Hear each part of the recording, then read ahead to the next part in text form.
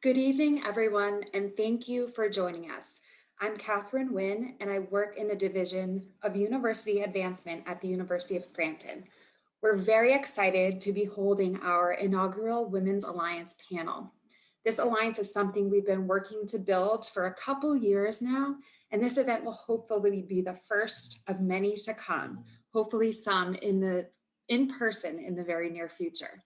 Our goal is really to celebrate the women of the University of Scranton community and to strengthen our connection to one another.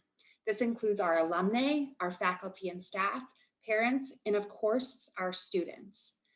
One of our students will be our moderator tonight. And without further ado, I'd like to hand it over to Alexandra Wanas. Alexandra is a senior business major at Scranton and the president of our Women in Business Club. Alexandra? Thank you so much, Kathryn. I'm so pleased to have the opportunity to assist in moderating this incredible event tonight. I do believe that opportunities like these, where we have a group of amazing, successful alumni and, of course, the aspiring attendees, is truly what makes our university so unique from others. So before we introduce our amazing alumni, I would like to briefly introduce myself to both the panelists and the attendees. As Kathryn did say, my name is Alexandra Wanas. I am a second semester senior graduating with a bachelor's degree in business administration. And I'm also in the 5-year program here at the university where I anticipate to graduate in a short year with my MBA concentrating in healthcare management. Again, I am so honored to have the opportunity to speak with these three amazing alumni on our panel today. After an incredibly challenging year in each of their industries, these leaders join us to reflect upon what they have learned about the importance of a work-life balance and, of course, how to be resilient during these difficult times. Now, I will open the opportunity to our panelists to briefly introduce themselves. First, we will start off with the 1997 and 2002 graduate, Judy Castrogiovanni. Good evening, everyone. I am honored to be a part of this panel this evening. As Alexandra said, I am a 1997 and 2002 graduate. My undergrad was in English and secondary education English, and my graduate studies were in educational leadership, which led me to my position that I currently hold at North Pocono School District in Northeastern Pennsylvania. I am the principal, very proud principal of Jefferson Elementary Center. Thank you for inviting me. Thank you so much, Judy. Now we will hand it over to Dr. Judy O Donnell, graduate of the class of 1985. Thanks, Alexandra, and thank you to the University of Scranton for inviting me this evening to participate in this inaugural alliance. My name is Judy O Donnell, and I am a 1985 graduate of the University of Scranton, where I majored in biology. I then went on to medical school, and my current profession is a physician. I'm an infectious disease specialist, and I'm also an epidemiologist, and I work at the University of Pennsylvania in Philadelphia. Great. Thank you so much, Dr. O'Donnell. And last but not least, I would like to introduce Amanda Gentile, class of 2011. Hi, thank you for having me tonight. I'm Amanda Gentile. I am a graduate of the University of Scranton, and I then moved on to get my master's degree at another Jesuit college called Rosemont. I then now live locally, and I own a wellness center in Scranton called The Giving Tree, and I'm a mental health therapist. Thank you so much for sharing that with us, Amanda. And now, without further ado, why don't we get straight into our panel, where I will ask you all the questions, and of course, you will give us all of the answers. Amanda, if you don't mind, I am going to stay on you, and I am going to ask you a brief question. And if any other of the panelists feel as though it is applicable to them, you're more than welcome to jump in and answer it after Amanda. So Amanda, what are some of your favorite tips or guidelines on how we can support our own mental and physical wellness each day? And are there any self-care routines that you would suggest to maintain a healthy balance? So yes, I think that there's a ton of them that we could use during this time. And, I always try to practice what I preach and say, doing a gratitude journal or any type of mindfulness and exercising are the three components that I tell everybody to do. There's always something to be grateful for. And I feel like being present can really change someone to realize that. Also, mindfulness, any type of meditation. I always like using this app. It's called Insight Timer and it's free. There's all these different types of meditations on there to use. And then I think too, exercising daily and getting your mind away from social media, the news, disconnecting can always help ground yourself. Beautiful.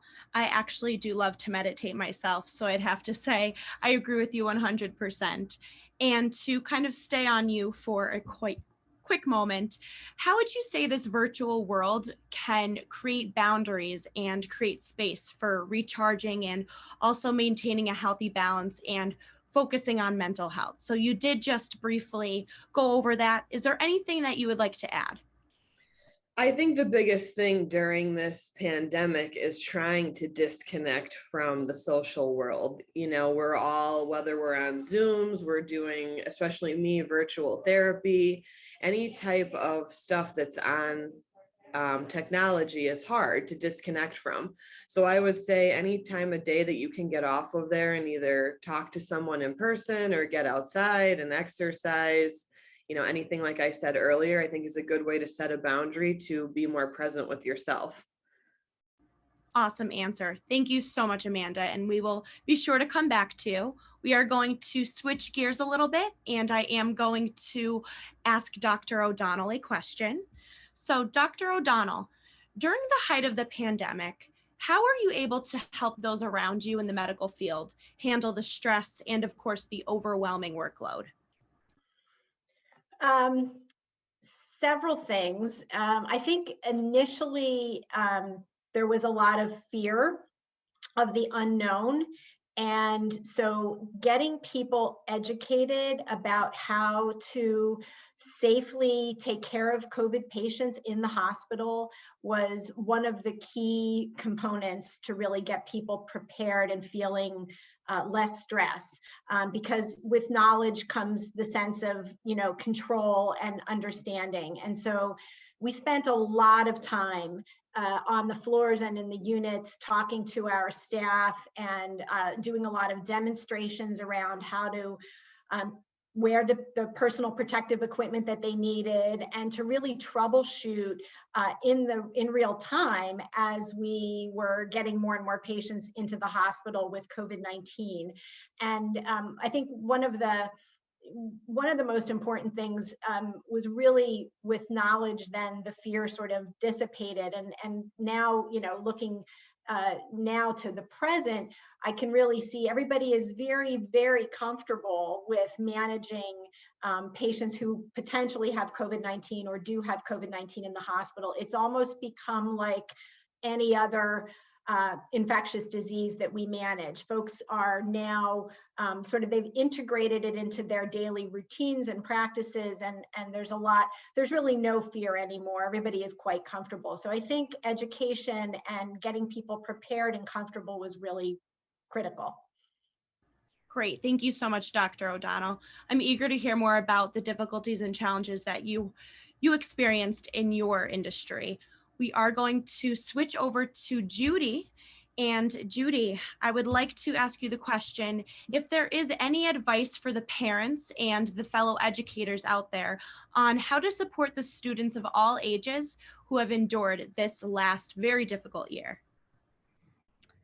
Thanks, Alexandra. I think that that's something that we're really focusing on right now as we're taking these next steps forward. As Dr. O'Donnell said, we're past the point of fear. I think that we all know what we need to do to protect ourselves and others. So really the focus now is on how we come out of the isolation in a sense that we've experienced in this school year. So step by step, as with anything else, with children, it's so important to make sure we're meeting them where they're at and really do some perspective taking and check in with them. Some of them are going to want to talk about how they're feeling. Some of them just want to get right back into the action. And I think taking their lead and leaving space for really listening to them, and also just trusting our guts as parents and as educators. There's a wonderful just kind of centeredness that I think we all possess, that if we kind of, to refer back to Amanda, if we're still within ourselves and we have some mindfulness in a situation, it's going to allow us to pick up on the needs of our kiddos and kind of figure out where they're at with that. So I anticipate as we're moving forward, we're starting to plan already for next school year.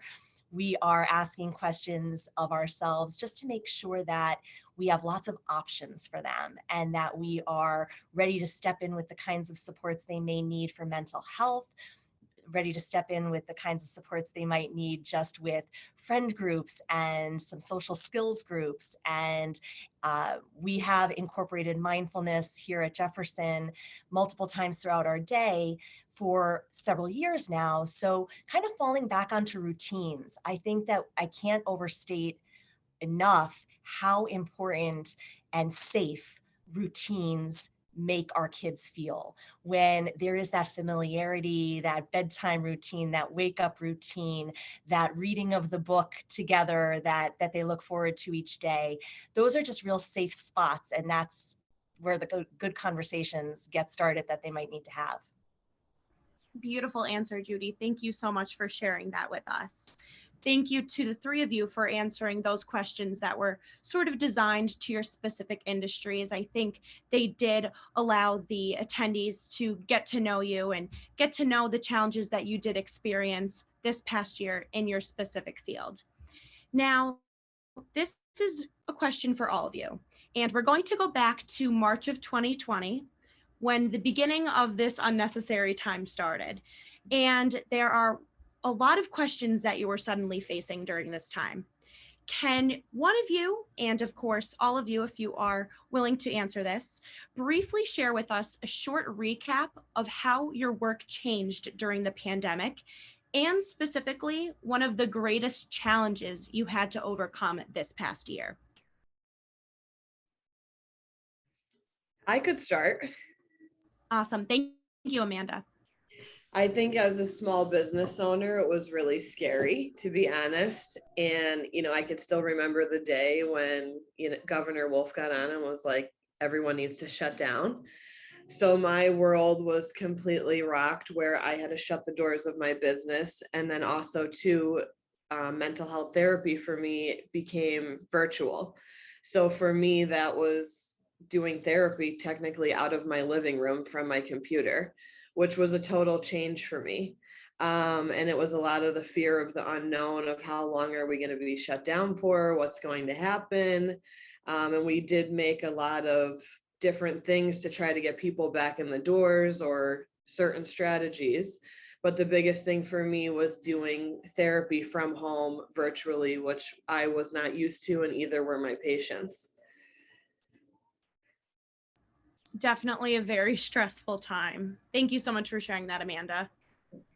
And I can build off of some of the things Amanda referred to. I too remember the calls coming into my office as my fellow administrators were sharing the news and thoughts. And I remember thinking, and I think this was a similar experience for a lot of educators, okay, well, we can rally and face the next couple of weeks. And as those weeks turned into months and months turned into a year, I think that the biggest challenge that faced, especially elementary school, but I think for all of our schools, was how, when a school is successful, and I'm proud to say North Pocono is, and so many of our schools are, it should be the hub of a community. And so when we're all sent back to our homes and our kids are taken away from each other and their teachers, and our parents are thrown into the role of caregivers, the major challenge for me as a building leader was, how do I keep my community together? How do I keep my kids together? How do I keep my team together? How do I keep my families together? And really, like so many of us, I turned to technology. And I think that tonight's a perfect testament to the fact that we found new ways to bring togetherness to what we do. And I was fortunate to I have two sons who are both teenagers and a little more tech savvy than I was, although I've come a long way this year. And my son Jason had encouraged me to start a YouTube channel. So that is something that I jumped into on day one. When we first had to be apart, I started doing a video for that first day where I read the kids a book, and it sort of snowballed into something. I thought, okay, well, I'll just do this for the next 14 days when we were supposed to be closed for 2 weeks. And then it was into the month, and then it was into the rest of the school year. And so it's something that has continued on now that we're back full time, which is so wonderful. It's something that I don't see myself ever giving up, because it has enriched our sense of community and togetherness. And so now we're down to having one Mrs. C video per week. But that was a real successful way that I was able to help keep us all connected, even though we were apart. That's incredible, Judy. I think it's amazing how you took not too great of a scenario and then made the most out of it through, starting that YouTube channel and doing those videos. That's absolutely amazing. So thank you again so much for sharing that with us. I'll just sort of build off of that and say that while many people got sent home and had to close, there was basically, I could have worked 24 hours a day, 7 days a week, and I sort of did, but that was the difference for us, was that we still had to show up to work. So, and as an infectious disease specialist and as the epidemiologist, there was just not enough of me to go around. There were so many questions, emails, texts, phone calls, constantly, always feeling like, we were behind. And then as the patient volume increased, there weren't enough infectious disease doctors, because everybody wanted us to see each of those patients who were coming into the hospital with COVID. So there were a lot of things that we tried to do to manage all of that. And I think for the most part, we were successful. But one of the things that I will say was, there was that moment where I realized, like Judy just described, that this wasn't going to be a month. It was going to be a long time. It was going to be 18 months to 24 months when we really realized this was a pandemic and it wasn't going to just turn on a dime, that the way that it was spreading made it pretty clear to those who followed the epidemiology. And so trying to then sort of pivot from, just dealing with what's happening in the moment to really thinking about how you're going to plan for a long period of time where things are going to be different and you're going to be faced with constant change and uncertainty. That was a pretty big challenging moment. But, what I would say is that, again, educating and communicating, huddling with people, checking in with people frequently, with my team in particular, because we were so present for the first wave of patients. And then as the first wave subsided and all the other physicians who had sort of been waiting came back to work and wanted to sort of get back to normal, we were all exhausted. So trying to make sure that people really found ways to recharge and not burn out, I think were really critical to how we've been able to move through to this point at 15 months into the pandemic. Thank you so much, Dr. O'Donnell. You briefly spoke about how you were trying to find new ways that, you and your coworkers didn't burn out per se. And I think that's definitely something that a lot of us need to work on and need to strive towards being great at. You all did touch upon how there were many changes in your professional life and how they did impact your personal life. So expanding on that, What are some things you have done to achieve your perfect or ideal balance of work and home? Judy, I know you did speak about your YouTube channel. Is there anything else that any of you did do that you didn't necessarily share with us yet?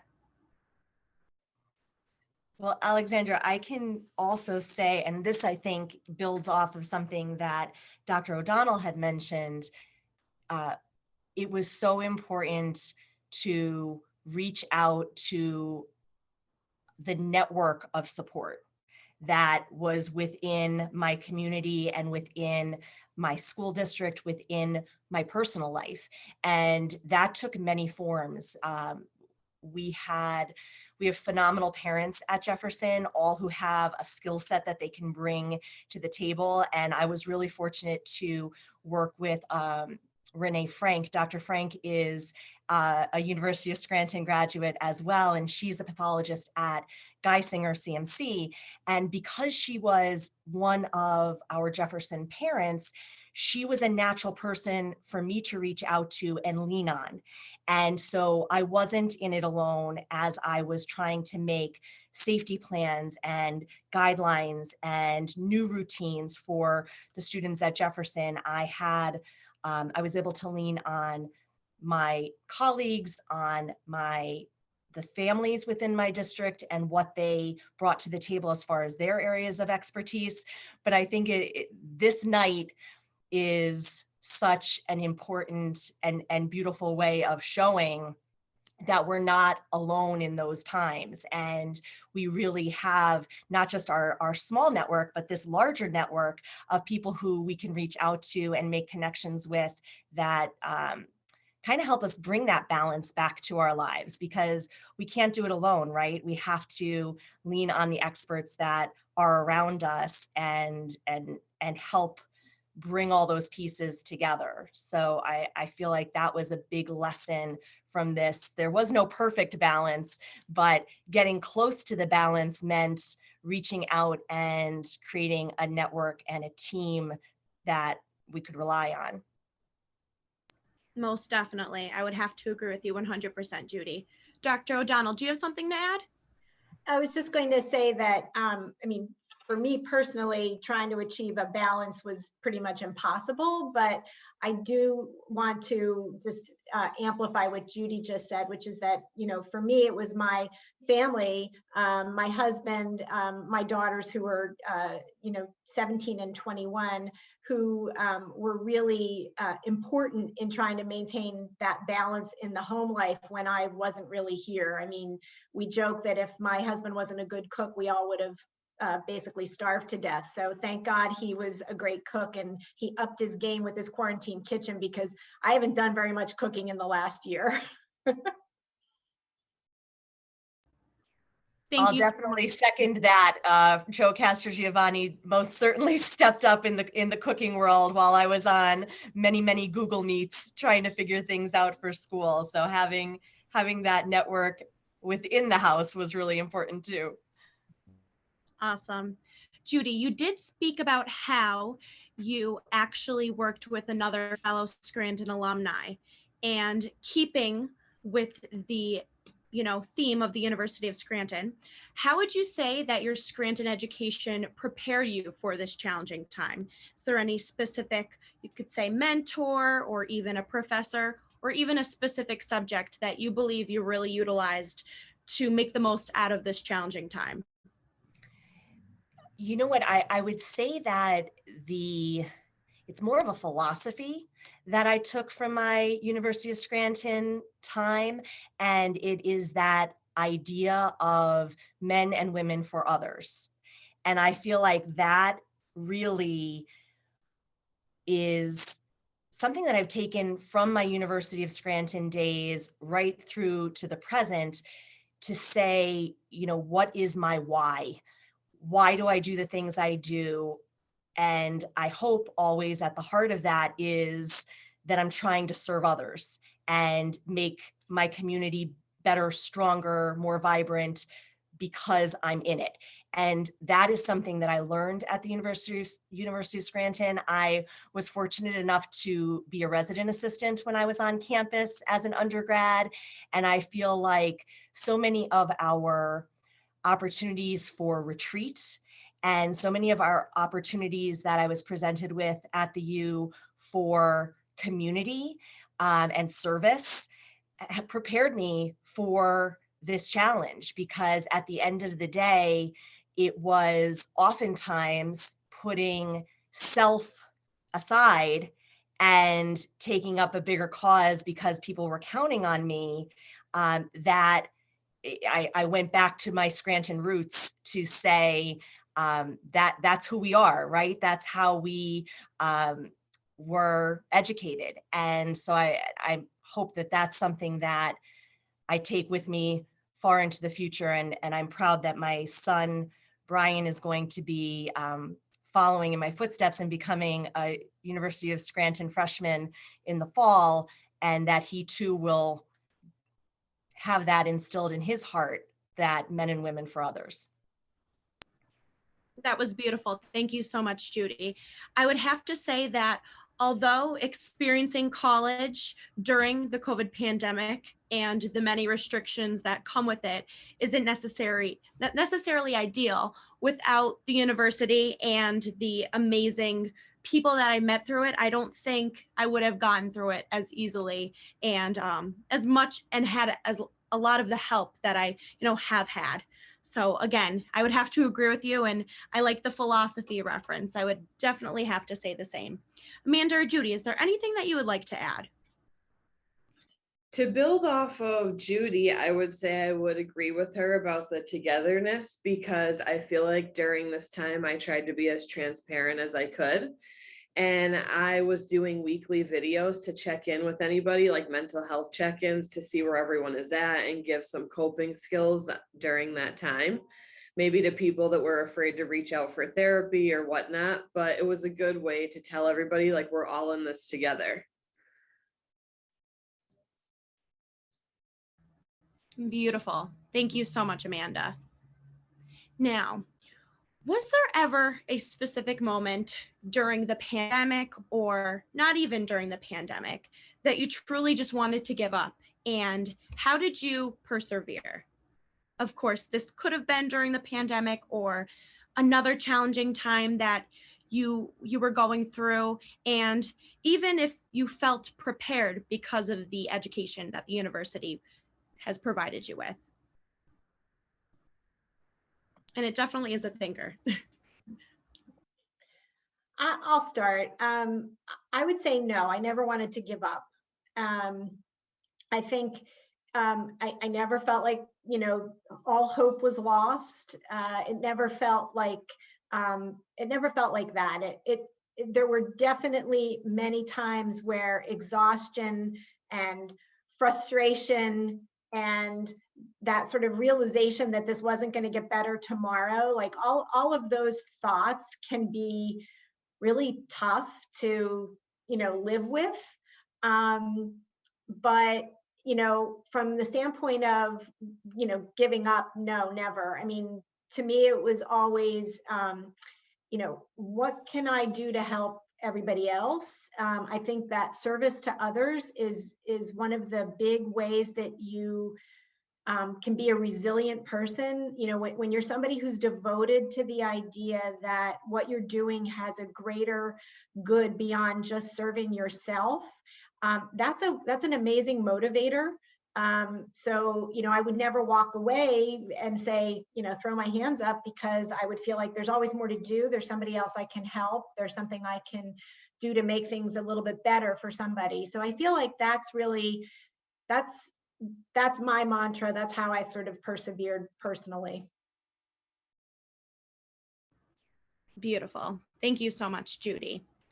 So in addition to the questions that we did just go through, There were some very interesting questions submitted when some of the attendees RSVP'd to the event. So I would like to go over them, but in the meantime, I would like to ask all of the attendees that if you do have a specific question you would like to ask it in the question and answer section, and we will be sure to go over that with the time that we do have left. So, first and foremost, one of the questions that was asked is, how do you overcome the saying that she is outspoken versus the saying that she has great ideas? So again, comparing someone that is outspoken versus comparing someone that has great ideas. Definitely a little tricky. I can jump in and say, Judy, okay. I'd like to jump in and just say to whoever had posed that question, wow, that's a great question. And I think that it's something that we face often, especially in leadership positions. But I would say it's something that after over 20 years in education, I've started to be able to take a step back and say, as long as we're listening, and we're listening to understand, not listening to respond, then you don't ever have to worry about whether or not someone is going to see you as just being outspoken, or if someone is going to see you bringing great ideas to the table. Because if you're listening and you're inclusive, then when you are outspoken, which you should be, then you're going to be responsive. And being responsive is what gets things done. So I would say it's just striking that balance and making sure you are a team player and hearing those at the table, and then being outspoken in a responsive way. I think you answered that perfectly, Judy. Anyone else would like to add?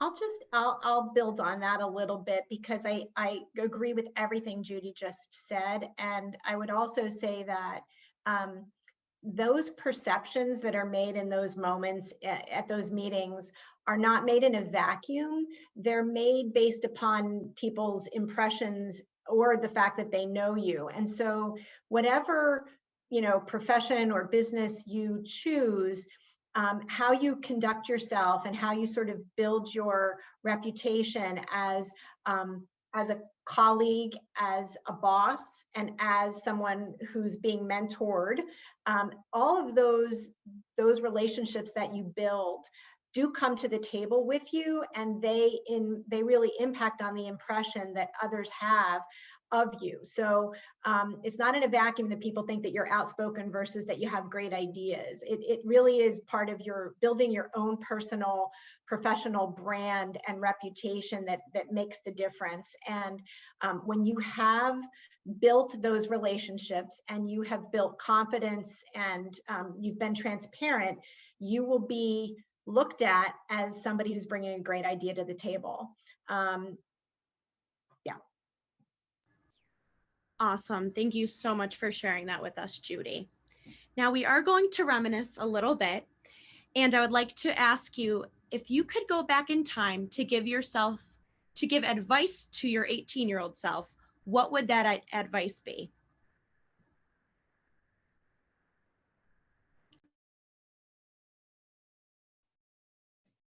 I would hop in and say that, if I could go back to being 18, I would definitely tell myself to be the strong, independent woman that I am, because at 18, I think a lot of us are still trying to find our path and are wondering where we're going, and to try to live without the fear of certain things in our society.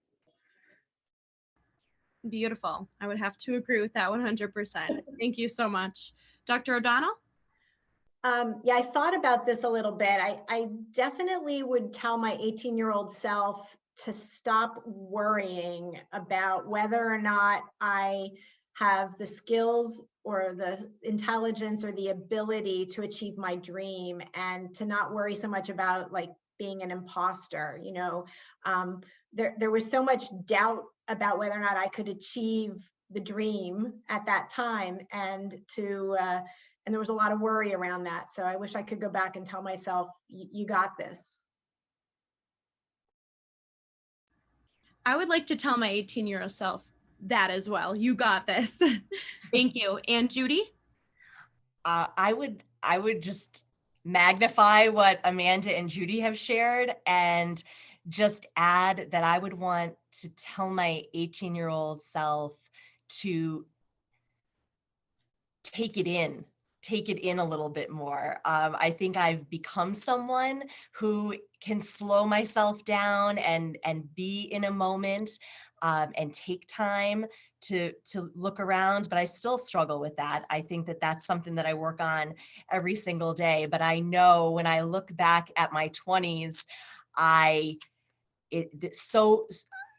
was able to accomplish so much, but so much of it was a blur. So I would tell my 18-year-old self heading into my 20s, take it in.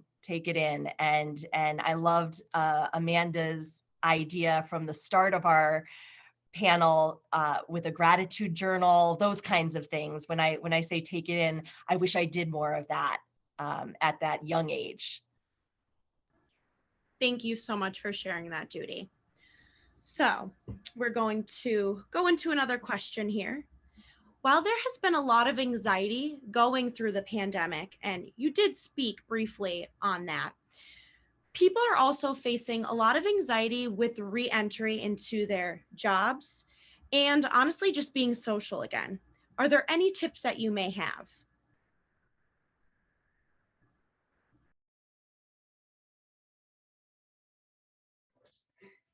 I would say, it's very anxiety ridden to go back into society now that with everything opening up and people have a lot of fear. But it's kind of like relearning your social skills again and putting yourself out there and grounding yourself and really doing a lot of positive self-talk to get yourself back out there. I definitely can agree with you on that. Thank you so much, Amanda. Judy, do you have something to add? Yes, I would, to build on what Amanda suggested, I would say it's a little cliche to say everything we needed to know we learned in kindergarten, but as an elementary principal, I can tell you that there's truth in that cliche, because I think if we just can give each other some grace in these coming months and look at everybody, as I like to say to my students, you just have to imagine that invisible backpack that everybody's carrying around, and that we don't know what this stretch has been to walk in anybody else's shoes. So if we can just bring grace to every interaction, whether it's at, the entrance to Target, whether it's, in a restaurant, whether it's on a sidewalk, whether it's, just simply at a traffic light, if we can just bring grace to each other in the next several months, I think it's going to go a long way, to just say, walk a mile in someone else's shoes and give them the benefit of the doubt and the smile instead of the scowl as often as we can. I think that that's going to help us all get through it. Awesome. Thank you so much for that advice, Judy.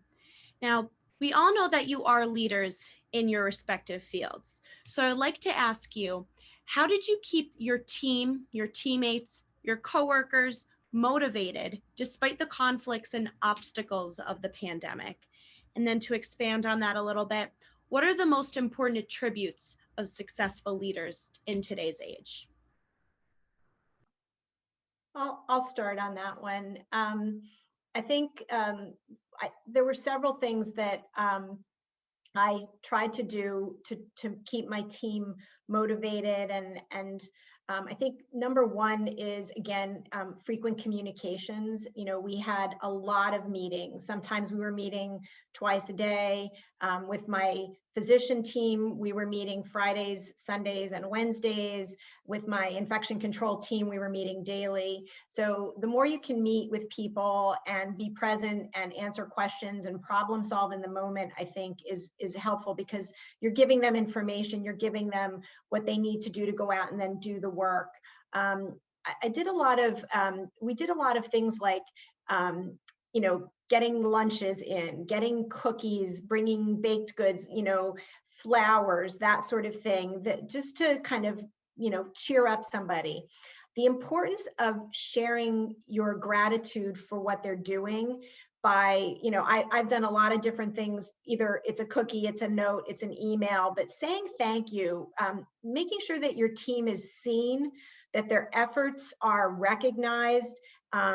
You know, also with checking in with people and getting a pulse on whether or not they really are at a point where they need to take a break. So there were points where I felt like I was checking in regularly with my physicians or my team, and I would say, you know what, why don't you work remotely tomorrow? Or you're going to take a week off service next week and you're not going to see any patients. Stay home, work remotely, don't come to the office, because we were all in the office. So I think those things are ways that you can, you know, keep people motivated and keep them from burning out. And I'm sure both Amanda and Judy have additional things to add to that. So I'll stop at that point. Thank you so much for sharing that with us, Judy. Amanda or Judy, any other things to add? I would say, thankfully, I have a pretty close-knit staff, and they stuck by me through all of this, which I'm very grateful for.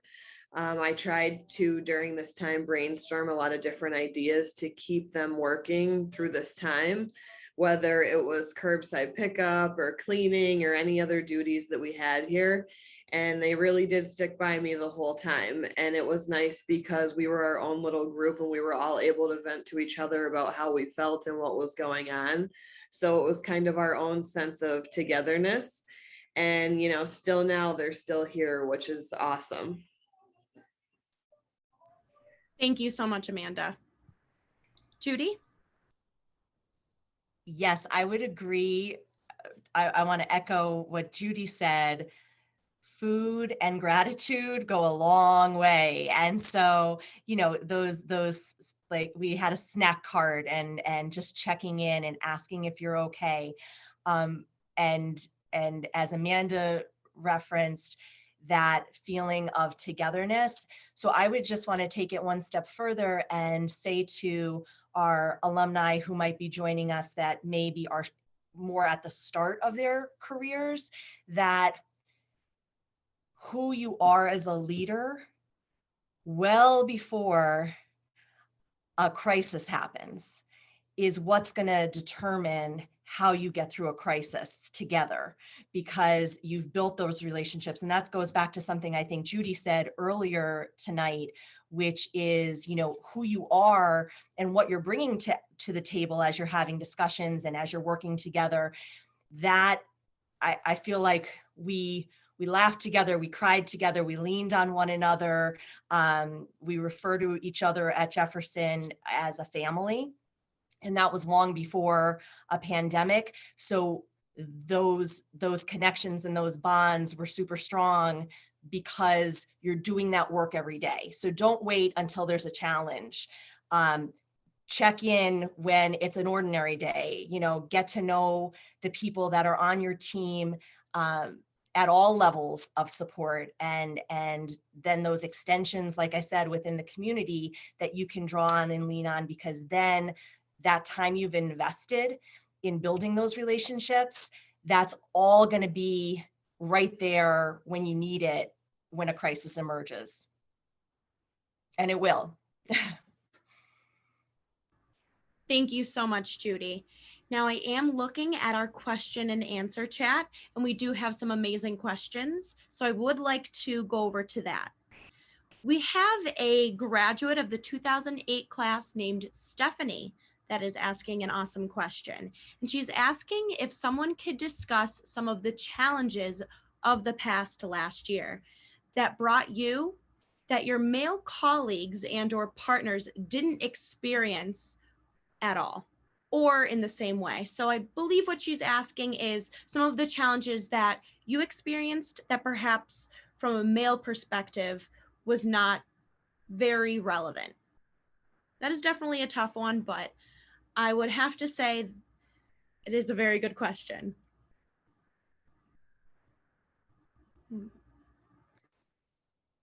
I'll jump in just from the perspective that I think that everything I'm reading and I think my experience within my own community bears this out, that when the pandemic struck and the roles and it's certainly different for Dr. O'Donnell than it was in my field because we were pushed into the home.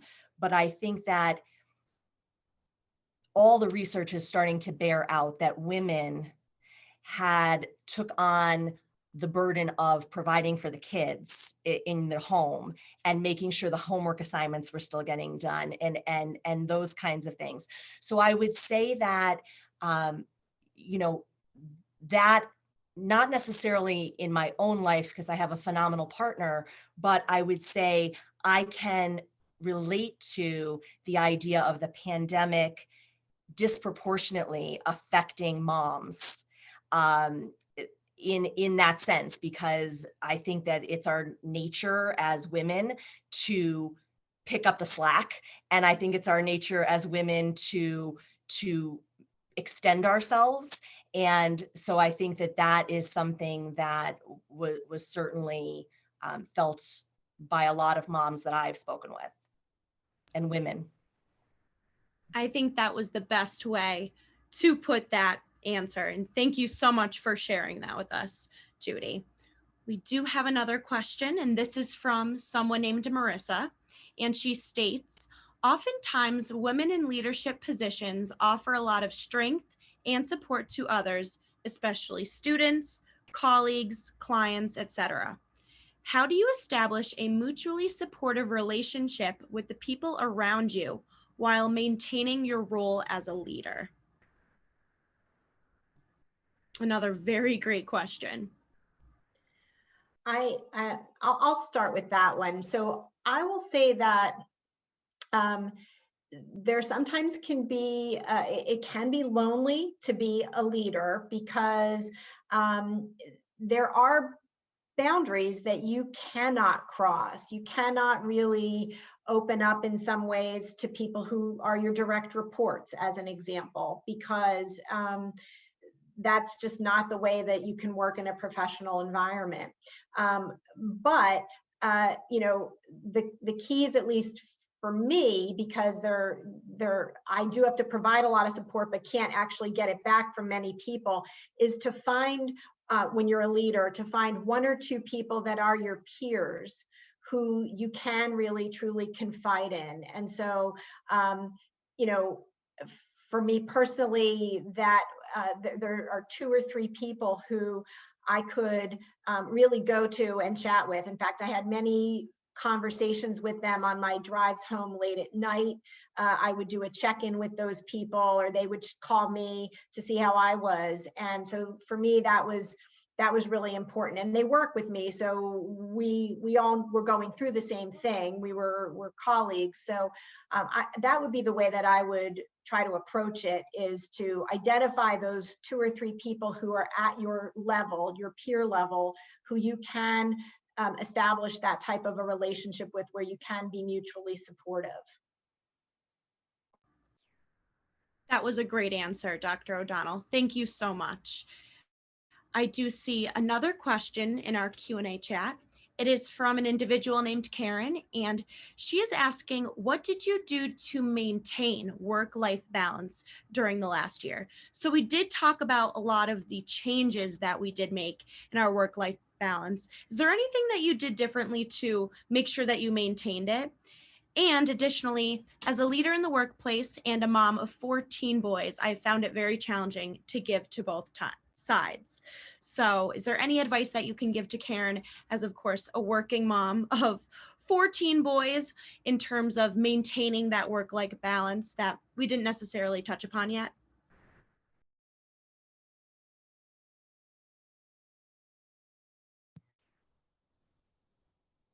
I think I can relate to Karen 110%, and having 4 teenage boys under her roof, I am sure, was an extreme challenge. Um, I, I'm going to say this tongue in cheek, but get a Shark vacuum that does the vacuuming for you. One of those Roombas like that. I was teasing with a good friend when I was preparing for tonight and to be on the panel, and I said, what am I going to say if they ask me, how do you maintain a work-life balance? Judy mentioned a little earlier, kind of having that imposter syndrome, because sometimes I feel like I am not striking a good balance. Sometimes I'm looking at the clock, and every educator can relate to this, and saying it's 2 o'clock and I haven't visited the ladies' room all day. But I think that at the same time, any shortcuts that you can take, any help that you can ask for, any ways that you can eliminate the non-essential. Going back to the funny robot vacuum, eliminate the non-essential so those things are not cluttering up your day, because there's certainly enough demands that we're facing as women in leadership that don't ever feel guilty about shipping the laundry out or saying yes to a mother-in-law who's offering to stop over and help on with homework. Don't try to do it all. Feel free to say no. When my boys were growing up, my husband and I really had a firm line that we tried to maintain from season to season, where we would say, pick one activity, because we just can't run all over the place to, dance, piano, basketball, little league. So don't be afraid to embrace the word no, and don't be afraid to take advantage of the little conveniences and the support that people offer you. It doesn't make you weak to accept help. It makes you smart.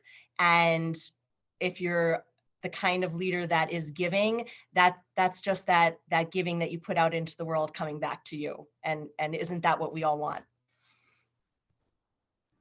You stated that beautifully, Judy. I love how you said, don't be afraid to embrace the word no. I think that's a very strong statement that, everyone can really reflect upon after this meeting tonight. Dr. O'Donnell, is there something that you would like to add as well? I was just going to say, I did not do work-life balance very well before the pandemic, and then it became even more challenging after the pandemic started. But one of the things that I found, was that you need to know yourself, and you need to know what things you like that recharge you, and that's different for every person.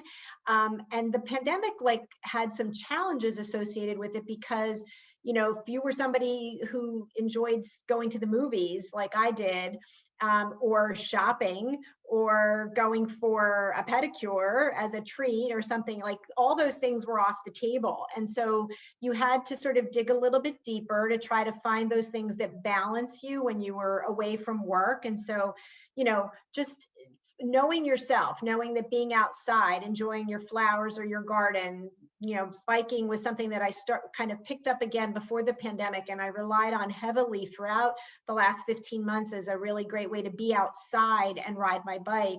So, those kinds of things I think are really important, to recognize what recharges your battery, what really helps you feel like you've gotten time away.